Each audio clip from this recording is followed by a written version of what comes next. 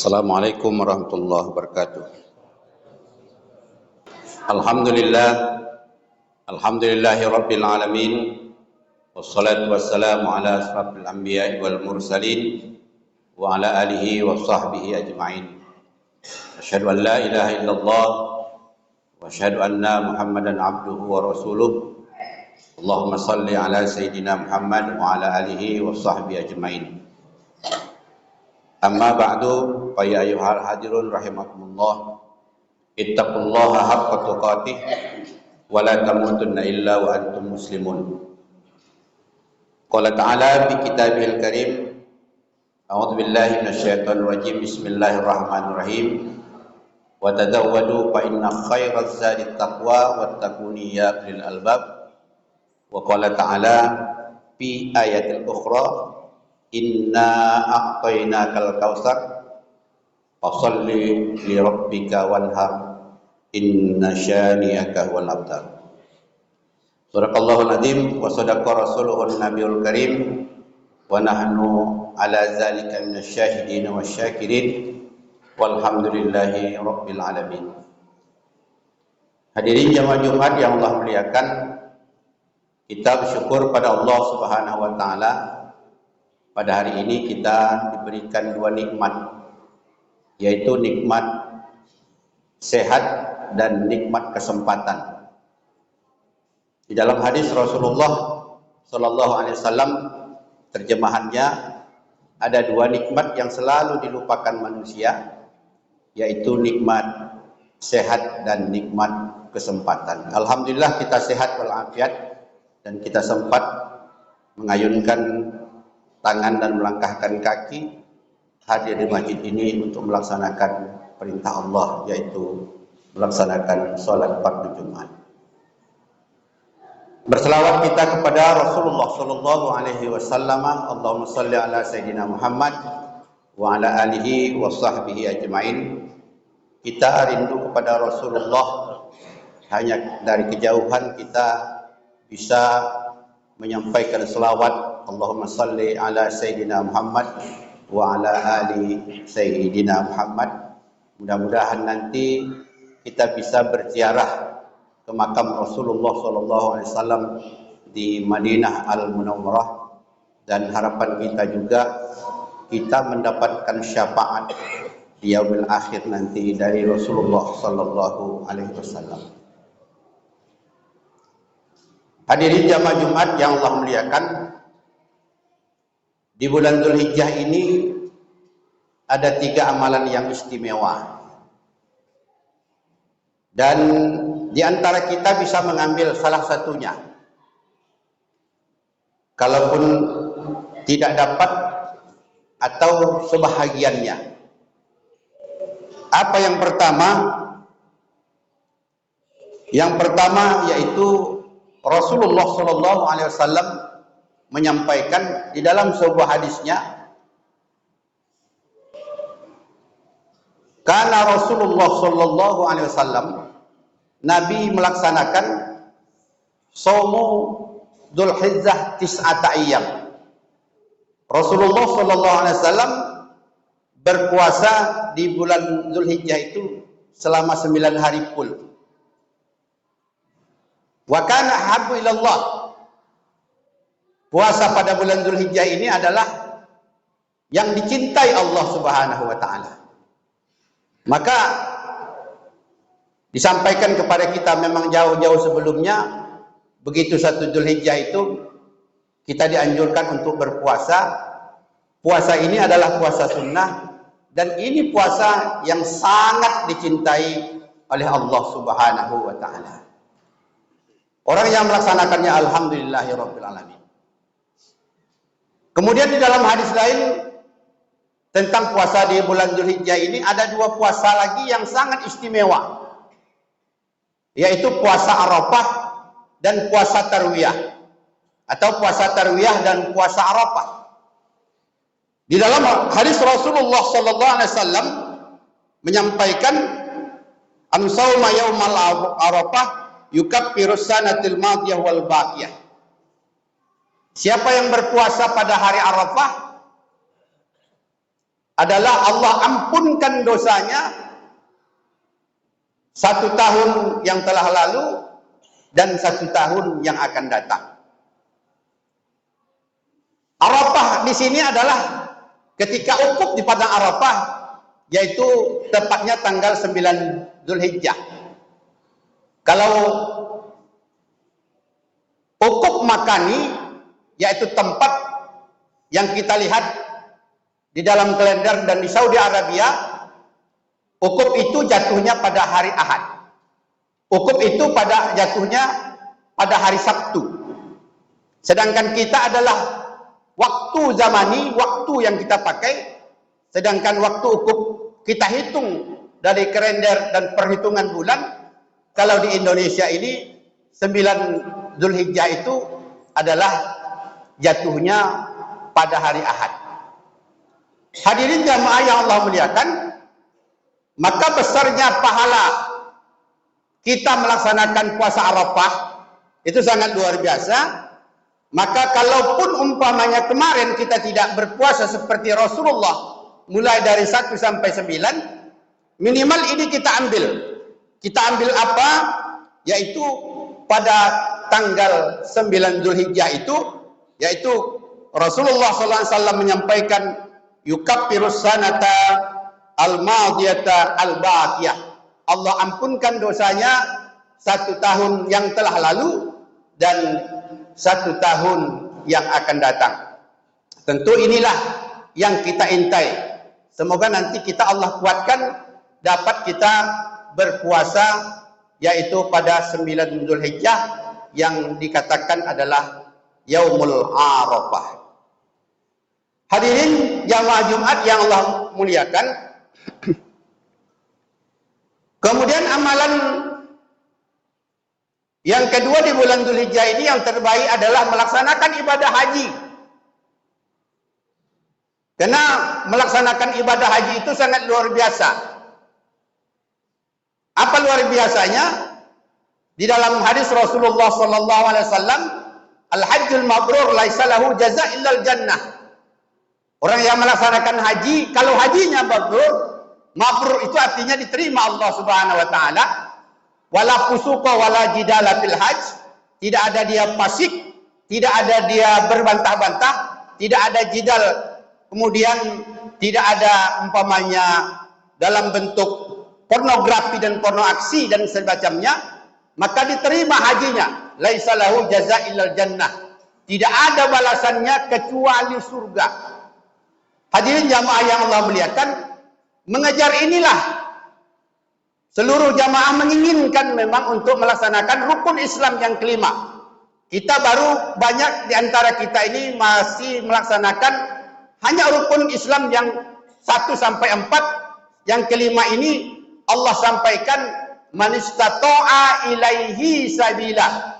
Laksanakan haji itu bagi yang mampu. Sehingga kemampuan ini di dalam negara kita ada dikategorikan 3 hal. Kemampuan yang pertama itu haji reguler. Mendaftar tahun ini lebih kurang 26 juta.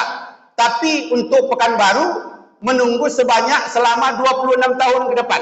Kecuali nanti umurnya agak lebih 90 tahun, itu agak dicepatkan.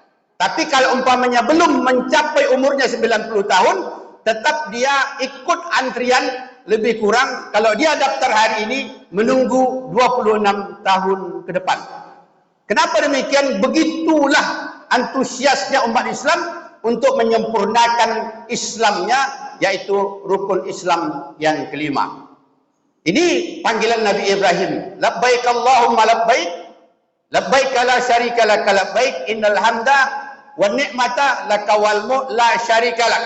Semuanya hati kita bergetar, semuanya kita ingin ke sana, tapi kapan kita dipanggil Allah Subhanahu wa taala, pemerintah sudah memfasilitasi dengan artian bahwa daftarlah kamu, dalam artian kalau ada kamu mampu, daftarlah sekarang, jangan tunggu. Dalam artian bahwa kalaupun umpamanya ditakdirkan kita sudah mendaftar, kita meninggal, berarti niat kita itu sudah sampai dalam artian manistata'a ilaihi sabila.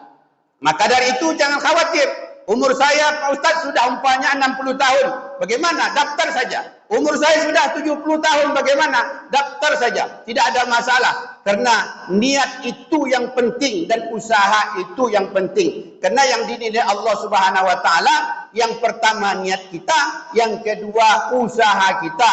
Mudah-mudahan dengan niat dan usaha kita memang sampai kita ke Makkah dan wukuf di padang Arafah pada tanggal 9 Dzulhijjah itu. Karena kata Rasulullah sallallahu alaihi wasallam bahwa al-hajju Arafah, haji itu adalah tanggal 9 Dzulhijjah kita berada di Arafah. Yang kedua, usaha kita, pemerintah telah membuka juga namanya haji khusus, yaitu sekarang ini mendaftar lebih kurang 7 tahun ke depan baru kita dapat. Haji khusus ini memang agak mahal memang. Dalam artian bahwa mungkin 2 kali lipat dari haji reguler atau 3 kali lipat dari haji reguler. Kalau sekarang ini lebih kurang 175 juta rupiah. Dalam artian bahwa kita menunggu 7 tahun ke depan. Ini tidak ada masalah bagi orang yang punya uang. Kenapa demikian? Karena balasannya sangat luar biasa. Jazaa'il jannah. Balasannya adalah surga dan dia menyempurnakan rukun Islam yang kelimanya. Dalam artian bahwa tidak ada gunanya harta, tidak ada gunanya uang kalau tidak disempurnakan hajinya, imannya, tidak sempurnakan Islamnya dengan melaksanakan haji. Bagi yang sanggup tentu hal ini dia kejar. Dalam porsi yang kedua yaitu haji reguler, dalam yang kedua adalah haji dalam pelaksanaannya. Yang ketiga, pemerintah juga memfasilitasi yaitu haji furoda. Furoda itu artinya visa mujamalah yang dikeluarkan kerajaan Saudi Arabia pada tahun itu juga. Dan dikeluarkan pada waktu bulan Zulkaidah. Dalam artian bahwa pertengahan bulan Zulkaidah itu visanya sudah bisa kita ambil. Tergantung hanya memang harganya.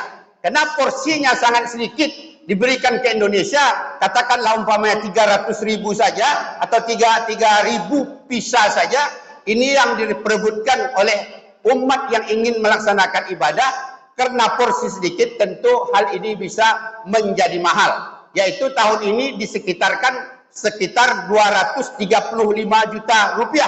Sudah bisa mengikuti haji porsi proda yang resmi berangkatnya, resmi dari Indonesianya, resmi dari kerajaan Saudinya, disambut dengan pelaksanaan ibadah haji sebagaimana biasanya. Jadi hadirin jamaah yang Allah muliakan, memang pemerintah kita sudah memberikan opsi-opsi bagaimana kita bisa melaksanakan panggilan Allah, menyempurnakan rukun Islam ini dengan bisa melaksanakan ibadah haji. Inilah panggilan Nabi Ibrahim, panggilan Rasulullah sallallahu alaihi wasallam. Hadirin jamaah yang Allah muliakan, amal yang terbaik di bulan Dzulhijjah ini adalah udhiyah. Udhiyah itu adalah menyembelih hewan kurban. Di mana Allah Subhanahu wa taala berfirman di dalam Al-Qur'anul Karim, "Inna a'tainakal kautsar." Sesungguhnya kami telah memberikan kepadamu nikmat yang sangat banyak. Nikmat sangat banyak itu kita rasakan. Alhamdulillah kita sehat. Alhamdulillah rumah kita ada. Alhamdulillah kita pasangan ada. Alhamdulillah anak-anak ada. Alhamdulillah kendaraan ada. Alhamdulillah kaplingan ada. Alhamdulillah semuanya.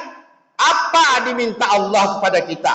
Bulan ini dimintanya adalah fasalli, jangan lupa salat, wanhar, dan penyembelihan hewan kurban.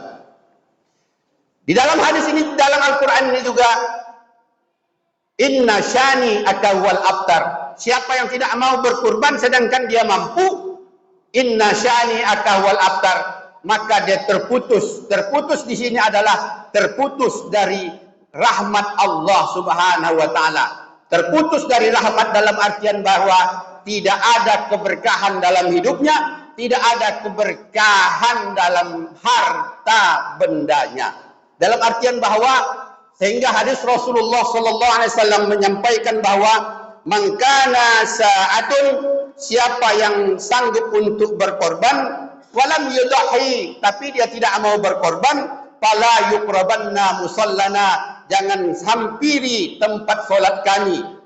Rawahu Ahmad dan Ibnu Majah. Sehingga begitu hadis ini dibacakan oleh Rasulullah sallallahu alaihi wasallam dan didengar oleh sahabat, maka pada saat itu sahabat mengadakan rapat dalam artian bahwa mengatakan, ya Allah, ya Rasulullah, kami tidak ingin berpisah denganmu, kami tidak ingin dihalangi masuk ke Masjid Nabawimu. Maka dari itu ya Rasulullah, kami ingin berkorban sesuai yang apa yang kau sampaikan. Bagaimana? Datang seorang sahabat pada saat itu, ya Rasulullah, saya ini hidup pas-pasan. Di rumah saya ada hanya satu rumah. Kerja saya hanya dalam bentuk mengambil kayu bakar.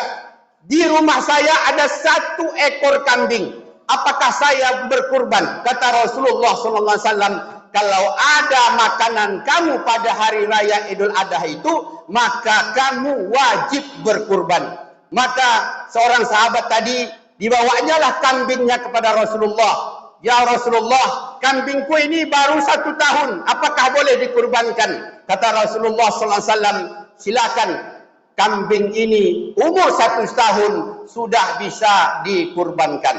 Maka dari itu panitia kurban nanti harus mencek kambing itu minimal 1 tahun ke atas. Kalau kerbau dan sapi minimal 2 tahun ke atas. Kalau unta 5 tahun ke atas. Jangan salah. Kalau salah nanti kita berkurban tidak sesuai dengan syariat. Maka dari itu memang panitia harus selektif. Dia tanya, apakah sudah sapi ini 2 tahun ke atas? Apakah sudah kambing ini 1 tahun ke atas? Ini salah satu syarat binatang itu kita kurbankan. Jadi hadirin jamaah yang Allah muliakan, maka inilah kata Rasulullah, sahabat tidak ingin berpisah dengan Masjid Nabawi, sahabat tidak ingin berpisah dengan Rasulullah. Maka pada saat itu mereka membawa ternaknya, membawa hartanya untuk membeli kambing. Maka pada saat inilah disampaikan oleh Rasulullah sallallahu alaihi wasallam, man kana sa'atun wa lam yudahi fala yuqrabanna musallana, siapa yang sanggup untuk berkorban, maka apabila dia tidak berkorban, maka jangan dekati masjidku, kata Rasulullah, yaitu Masjid Nabawi. Dan terjemahan ini diterjemahkan kepada kita, siapa yang tidak sanggup berkorban, tapi dia tidak sanggup, tidak mau berkorban, maka jangan dia sholat di masjid-masjid di mana dia ada tempat pada saat itu. Hadirin jamaah Jumat yang Allah muliakan, maka dari itu salah satu hikmah berkorban ini adalah kita mensyukuri nikmat Allah Subhanahu wa taala. Betapa banyak nikmat yang Allah berikan kepada kita sehingga kita tidak terhitung. Di dalam Al-Qur'an, wa in ta'uddu nikmatallahi la tuhsuha. Kalau kamu hitung nikmat Allah yang kami berikan kepadamu, tidak pernah kamu hitung. Bagaimana kita menghitung nikmat yang Allah berikan? Sehingga kita tengok umpamanya mulai dari diri kita, berapa yang bisa kita nilai dari rumah kita, dari kendaraan kita, dari kerja kita, semuanya tidak dapat kita nilai. Wa in ta'uddu nikmatallahi la tuhsuha, maka nikmat yang banyak itu hendaklah kita salah satunya di bulan Dzulhijjah ini kita bersyukur kepada Allah Subhanahu wa taala. Sebagian harta kita itu memang kita sisihkan untuk melaksanakan hewan kurban. Hadirin jamaah yang Allah muliakan, kadangkala memang dalam kehidupan kita ini untuk dunia kita selesai. Dalam artian bagaimana selesainya? Kredit rumah kita tuntas, walaupun umpamanya 5 juta atau 10 juta sebulan. Kemudian kredit mobil kita tuntas, walaupun umpamanya 6 juta atau 7 juta sebulan. Dan kredit motor kita tuntas, walaupun 1 juta sebulan. Tapi itu hanya sekedar dunia. Apakah kita pernah menabung dalam 1 bulan, dalam 1 tahun untuk menabung, menyisakan uang kita untuk kurban? Apakah ini pertanyaan ini pada kita? Dunia bisa kita kejar dengan apapun caranya, tapi akhirat tidak pernah kita tuntaskan. Di dalam Al-Quran surah Al-A'la dijelaskan, walal akhiratu khairul laka minal ula.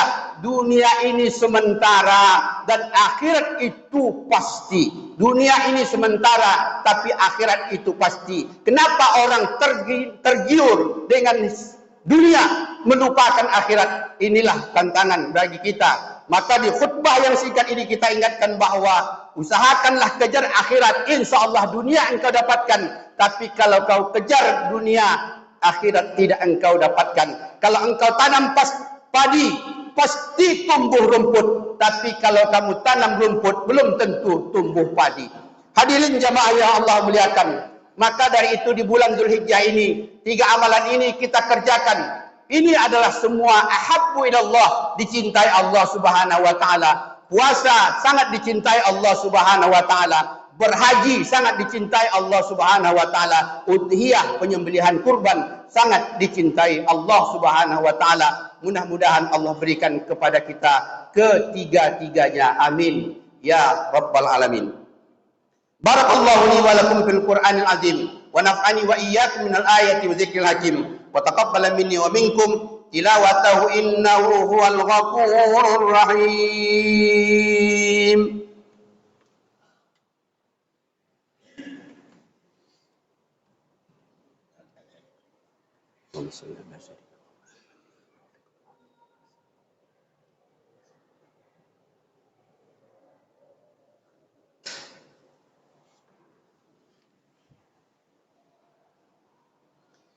Bismillahirrahmanirrahim. Alhamdulillahi rabbil alamin, wassalatu wassalamu ala asrafil anbiya'i wal mursalin wa ala alihi wa sahbihi ajma'in. Asyhadu an la ilaha illallah wa asyhadu anna Muhammadan abduhu wa rasuluh. Allahumma salli ala sayidina Muhammad wa ala alihi wa sahbihi ajma'in.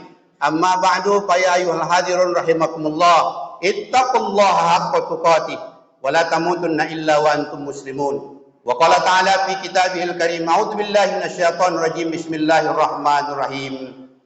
Innallaha wa malaikatahu yusholluna 'alan nabiy, ya ayyuhalladzina amanu shallu 'alaihi wa sallimu taslima. Wajibullahi ibadallahi ila ma da'akum wa sallu wa sallimu illa hadakum. Allahumma shalli 'ala sayidina Muhammad wa 'ala alihi wa sahbihi ajma'in wa lat tabi'in warda 'anna ma'hum bi rahmatika ya arhamar rahimin. Allahumma ighfir lil muslimina wal muslimat wal mu'minina wal mu'minat al ahya'i minhum wal amwat, innaka ya Allah sami'un qaribun mujibud da'wat wa ya qadiyal hajat. Rabbana atina fid dunya hasanah wa fil akhirati hasanah wa qina adzabannar. Ibadallah, innallaha ya'muru bil 'adli wal ihsan wa ita'i dzil qurba wa yanha 'anil fahsya'i wal munkar ya'idukum la'allakum tadhakkarun wa la dzikrullahi akbar. Aqimus shalah.